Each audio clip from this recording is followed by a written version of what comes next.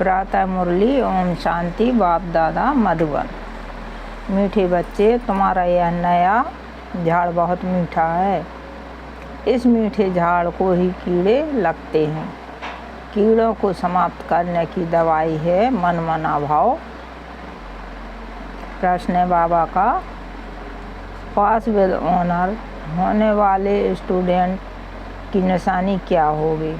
उत्तर है बाबा का, वह सिर्फ एक सब्जेक्ट में नहीं लेकिन सभी सब्जेक्ट पर पूरा ध्यान देंगे। स्थूल सर्विस की भी सब्जेक्ट अच्छी है, बातों को कुछ सुख मिलता है, इससे भी मार्क्स जमा होती है, लेकिन साथ साथ ज्ञान भी चाहिए तो चलन भी चाहिए। देवी गुणों पर पूरा अटेंशन हो, ज्ञान योग पूरा हो, तब पास विद ऑनर हो सकेंगे। गीत है बाबा का, ना वह हमसे जुदा है। ओम शांति। बच्चों ने क्या सुना? बच्चों की किससे दिल लगी हुई है? गाइड से। गाइड क्या क्या दिखलाते हैं? स्वर्ग में जाने का गेट दिखलाते हैं।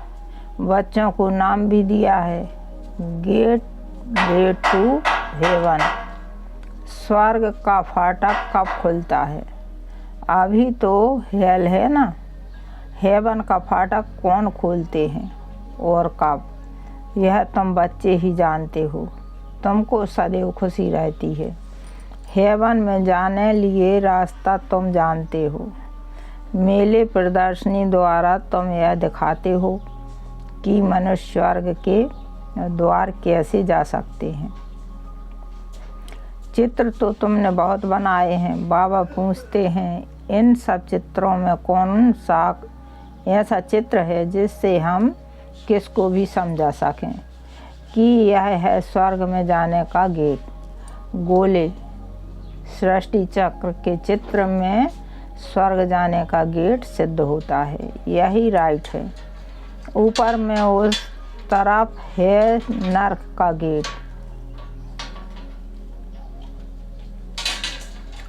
उस तरफ है स्वर्ग का गेट। बिल्कुल क्लियर है। यहाँ से सब आत्माएं भागती हैं। शांति धाम फिर आती है स्वर्ग में। यह गेट है।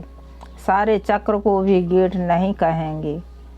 ऊपर में जहाँ संगम दिखाया है वह है पूरा गेट, जिससे आत्माएं निकल जाती हैं, फिर नई दुनिया में आती हैं। बाकी सब शांति धाम में रहती हैं। कांटा दिखाते हैं, यह नरक है, वह स्वर्ग है। सबसे अच्छा फर्स्ट क्लास समझाने का यह चित्र है। बिल्कुल क्लियर है। गेट वे टू हेवन, यह बुद्धि से समझने की बात है ना। अनेक धर्मों का विनाश और एक धर्म की स्थापना हो रही है। तुम जानते हो, हम सुखधाम में जाएंगे, बाकी सब शांति धाम में चले जाएंगे। गेट तो बड़ा क्लियर है। यह गोला भी मुख्य चित्र है। इसमें नर्क का द्वार, स्वर्ग का द्वार बिल्कुल क्लियर है। स्वर्ग के द्वार में जो कल्प पहले गए थे वही जाएंगे, बाकी सब शांति द्वार चले जाएंगे। नर्क का द्वार बंद हो, शांति और सुख का द्वार खुलता है। सबसे फर्स्ट क्लास चित्र यह है। बाबा हमेशा कहते हैं, त्रिमूर्ति, दो गोले और यह चक्र फर्स्ट क्लास चित्र है। जो भी कोई आए उनको पहले इस चित्र पर दिखाओ। स्वर्ग में जाने का यह गेट है। यह नर्क, यह है स्वर्ग। नर्क का अभी विनाश होता है, मुक्ति का गेट खुलता है। इस समय हम स्वर्ग में जाएंगे, बाकी सब शांति धाम में जाएंगे। कितना सहज है। स्वर्ग द्वार सभी तो नहीं जाएंगे, वहाँ तो इन देवी देवताओं का ही राज्य था। तुम्हारी बुद्धि में है स्वर्ग द्वार चलने के लिए अभी हम लायक बने हैं। जितना लिखेंगे पढ़ेंगे होंगे नवाब।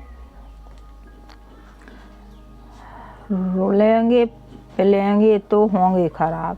सबसे अच्छा चित्र यह गोले का है, बुद्धि से समझ सकते हैं। एक बार चित्र देखा फिर बुद्धि से काम लिया जाता है। तुम बच्चों को सारा दिन यह ख्यालात चलने चाहिए कि कौन सा चित्र मुख्य हो, जिस पर हम अच्छी रीति समझा सकें। गेट वे टू हेवन, यह अंग्रेजी अक्षर बहुत अच्छा है। अभी तो अनेक भाषाएं हो गई हैं। हिंदी अक्षर हिंदुस्तान से निकलता है।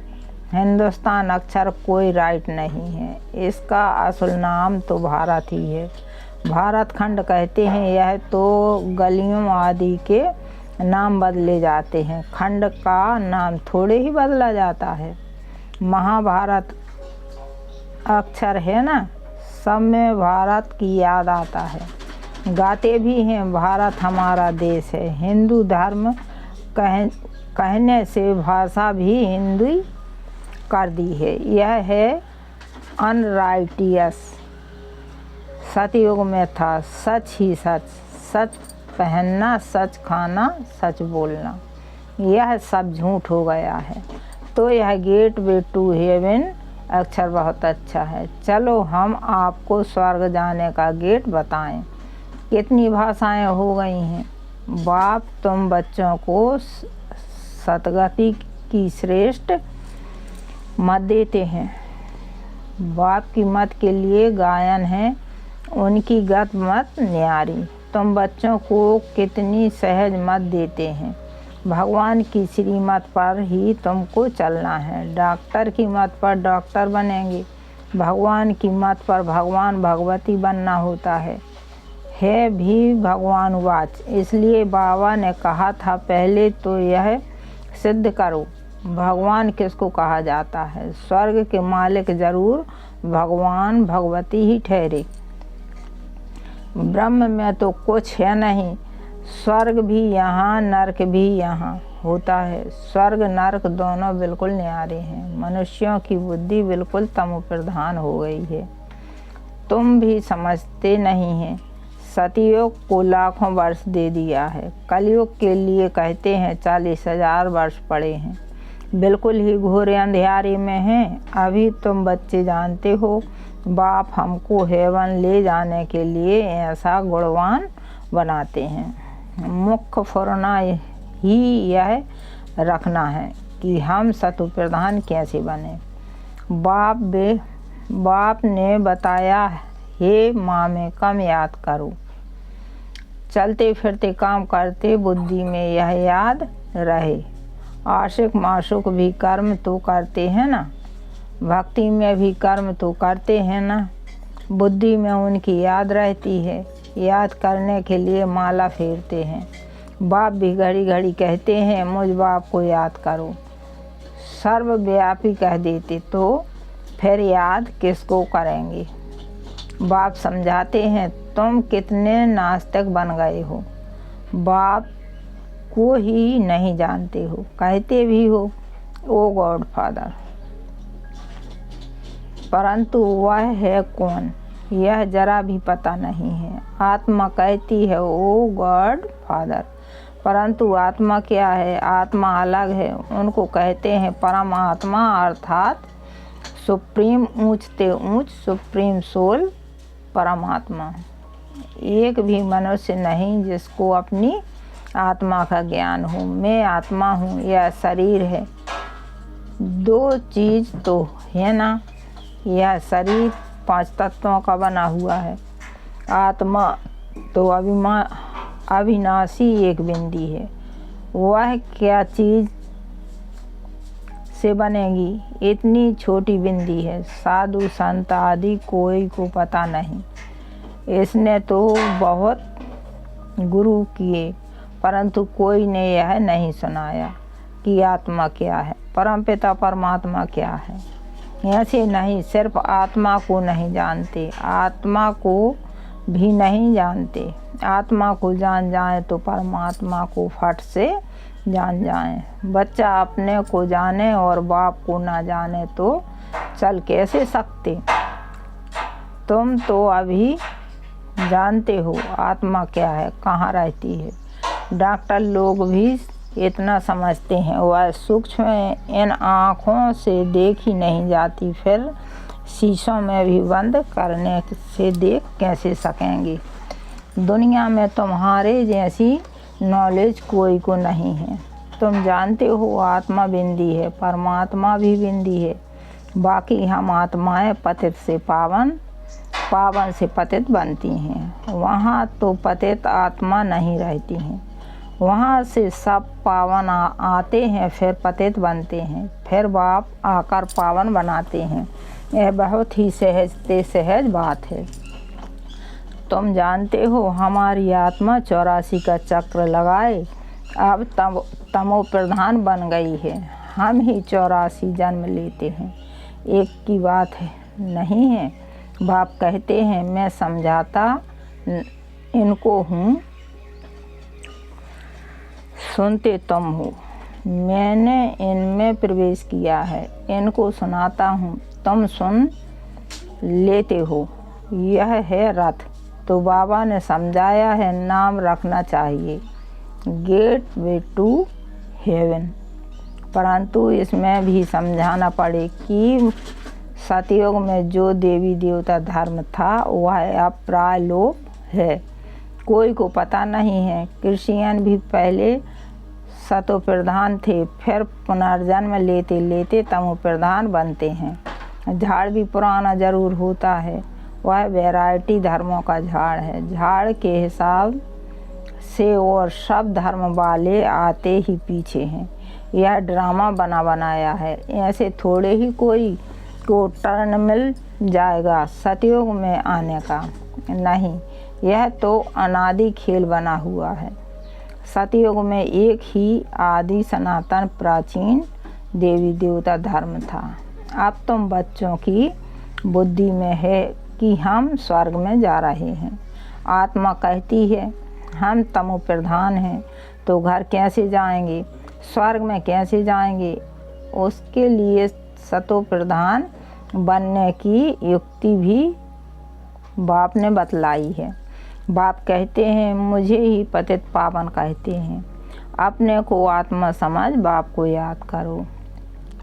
भगवान उवाच लिखा हुआ है। यह भी सब कहते रहते हैं क्राइस्ट से इतने वर्ष पहले भारत हेवन था, परंतु कैसे बना फिर कहाँ गया यह कोई नहीं जानते। तुम तो अच्छी रीति जानते हो, आगे यह सब बातें थोड़े ही जानते थे। दुनिया में यह भी किसको पता नहीं कि आत्मा ही अच्छी व बुरी बनती है। सभी आत्माएं बच्चे हैं, बाप को याद करते हैं। बाप सभी का मासूक है, सभी आशिक हैं। अभी तुम बच्चे जानते हो वह मासूक आया हुआ है, बहुत मीठा मासूक है। नहीं तो सभी उनको याद क्यों करते। कोई भी ऐसा मनुष्य नहीं होगा जिसके मुख से परमात्मा का नाम नहीं निकले। सिर्फ जानते नहीं हैं, तुम जानते हो आत्मा अशरीरी है। आत्माओं की भी पूजा होती है ना। हम तो पूज्य थे, वह फिर अपनी ही आत्मा को पूजने लगे। हो सकता है आगे जन्म में ब्राह्मण कुल में जन्म लिया हो। श्रीनाथ को भोग लगता है, खाते तो पुजारी लोग हैं। यह सब है भक्ति मार्ग। तुम बच्चों को समझाना है स्वर्ग का फाटक खोलने वाला बाप है, परंतु खोले कैसे, समझावे कैसे। भगवान वाच है तो जरूर शरीर द्वारा वाच होगी। आत्मा ही शरीर द्वारा बोलती है, सुनती है। यह बाबा रेजगारी बताते हैं। बीज और झाड़ है, तुम बच्चे जानते हो यह नया झाड़ है। आहिस्ते आहिस्ते फिर वृद्धि को पाते हैं। तुम्हारे इस नए झाड़ को कीड़े भी बहुत लगते हैं, क्योंकि यह नया झाड़ बहुत मीठा है। मीठे झाड़ को ही कीड़े आदि कुछ ना कुछ लगते हैं, फिर दवाई दे देते हैं। बाप ने भी मनमना भाव की दवाई बहुत अच्छी दी है। मनमना भाव ना होने से कीड़े खा जाते हैं। कीड़े वाली चीज़ क्या काम आएगी, फिर तो फेंकी जाती है। कहाँ ऊंच पात कहाँ नीच पात, फर्क तो है ना। मीठे बच्चों को समझाते रहते हैं, बहुत मीठे मीठे बनो, कोई से भी लून पानी ना बनो, छीरखंड बनो। वहाँ शेर बकरी भी छीरखंड रहते हैं, तो बच्चों को भी छीरखंड बनना चाहिए। परंतु कोई की तकदीर में ही नहीं है तो तकदीर भी क्या करे, नापास हो जाते हैं। टीचर को पढ़ाते हैं, तकदीर ऊंच बनाने टीचर पढ़ाते सो सबको हैं, फ़र्क भी कुछ देखते हो। स्टूडेंट क्लास में जान सकते हैं कौन किस सब्जेक्ट में होशियार है। यहाँ भी ऐसे हैं। स्थूल सर्विस की भी सब्जेक्ट तो है ना। जैसे भंडारी है, बहुतों को सुख मिलता है, कितना सब याद करते हैं, यह तो ठीक है। इस सब्जेक्ट से भी मार्क्स मिलती है, लेकिन पास विद ऑनर होने के लिए सिर्फ एक सब्जेक्ट में नहीं, सब सब्जेक्ट में पूरा ध्यान देना है। ज्ञान भी चाहिए, चलन भी ऐसी चाहिए, देवी गुण भी चाहिए। अटेंशन रखना अच्छा है। भंडारी के पास भी कोई आए तो कहे मनमना भाव, शिव बाबा को याद करो तो विकर्म विनाश होंगे और तुम स्वर्ग के मालिक बन जाएंगे। बाप को याद करते औरों को भी परिचय देते रहें। ज्ञान और योग चाहिए, बहुत इजी है। मुख्य बात है ही यह, अंधों की लाठी बनना है। प्रदर्शनी में भी किसको ले जाओ, चलो हम आपको स्वर्ग का गेट दिखाएं। यह नरक है, वह स्वर्ग है। बाप कहते हैं मुझे याद करो, पवित्र बनो तो तुम पवित्र दुनिया के मालिक बन जाएंगे। मनमना भाव हुआ हूँ किसको गीता सुनाते हैं, इसलिए बाबा ने चित्र बनाया है गीता का। भगवान कौन, स्वर्ग का गेट कौन खोलते हैं, खोलता है शिव बाबा। श्री कृष्ण उस गेट से पार करता है। मुख्य चित्र है ही दो, बाकी तो रेजगारी है।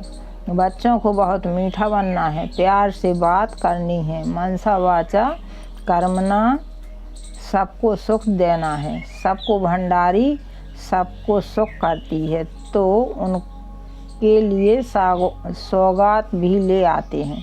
यह भी सब्जेक्ट है ना। सौगात आकर देते हैं, वह कहती है हम तुमसे क्यों लूं, फिर तुम्हारी याद रहेगी। शिव बाबा के भंडारे से मिलेगा तो हमको शिव बाबा की याद रहेगी। अच्छा, मीठे मीठे सिकलंदे बच्चों प्रति माता पिता बाप दादा का याद प्यार और गुड मॉर्निंग। रूहानी बाप की रूहानी बच्चों को नमस्ते। रूहानी बच्चों की रूहानी बाप दादा को नमस्ते नमस्ते, याद प्यार और गुड मॉर्निंग। शुक्रिया बाबा, शुक्रिया। धारणा के लिए मुख्य सार। पहला पॉइंट है बाबा का, अपनी ऊंच तकदीर बनाने के लिए आपस में बहुत बहुत छीड़खंड मीठा होकर रहना है, कभी लून पानी नहीं होना है, सभी सब्जेक्ट पर पूरा अटेंशन देना है। दूसरा पॉइंट है बाबा का, सदगति के लिए बाप की जो श्रेष्ठ मत मिली है उस पर चलना है और सबको श्रेष्ठ मत ही सुनानी है। स्वर्ग में जाने का रास्ता दिखाना है। वरदान है बाबा का, हर आत्मा को हिम्मत उल्लास दिलाने वाले रहम दिल विश्व कल्याणकारी भाव।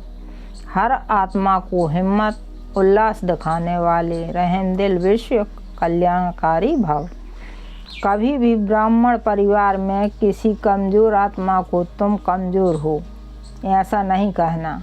आप रहमदिल विश्व कल्याणकारी बच्चों के मुख से सदैव हर आत्मा के प्रति शुभ बोल निकलने चाहिए। दिल शिकस्त बनाने वाले नहीं। चाहे कोई कितना भी कमज़ोर हो, उसे इशारा या शिक्षा भी देनी हो तो पहले समर्थ बनाकर फिर शिक्षा दो।